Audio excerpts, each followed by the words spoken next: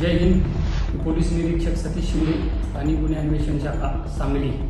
काल दिनांक 14/11/2024 रोजी सर्वधर्म चौक गणेशनगर सांगली येथे फिर्यादी सलीम मुजावर यांच्यावर मोहम्मद नदाफ व त्याच्या साथीदारांनी फायरिंग करून त्यांना जीवे मारण्याचा प्रयत्न करून गंभीर जखमी केले असल्याबाबत सांगली शहर पोलीस स्टेशन येथे गुन्हा दाखल झालेला आहे.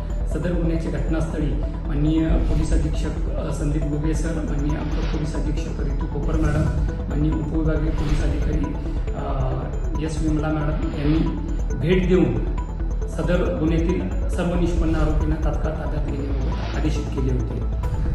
आमची वेगवेगळी पथके तयार करून LCB व सांगली शहर पोलीस ठाणे यांची वेगवेगळी पथके आधीत वर्कआउट करत असताना मिळालेल्या माहितीनुसार येथील मुख्य आरोपी हा दानोळी तालुका शिरोळ येथे असल्याची माहिती मिळाल्याने तात्काळ आमची टीम तिथे जाऊन त्यास ताब्यात घेण्यात आलेले आहे. तसेच या गुन्ह्यातील इतर जे आरोपी आहेत ते सर्व आरोपींना पण ताब्यात घेण्याबाबत सांगली पोलिसांना यश मिळालेलं आहे. या आरोपींमध्ये आहेत इम्रान दानवडे, विजय फाकडे आणि फारुख नदा.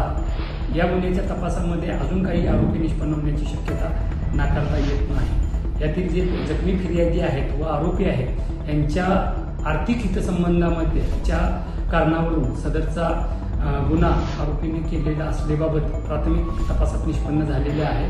परंतु याबाबत अधिक तपास आम्ही करत आहोत. निवडणुकीच्या अनुषंगाने सांगली पोलीस सर्व बाबतीत जागरूकपणे लक्ष देत आहेत. आपल्याला काही अडचण किंवा शंका असल्यास आपण 112 किंवा कंट्रोल रूम किंवा नजीकच्या पोलीस स्टेशन येथे संपर्क साधावा. कुणीही आपल्यावर कोणताही विश्वास ठेवू नये.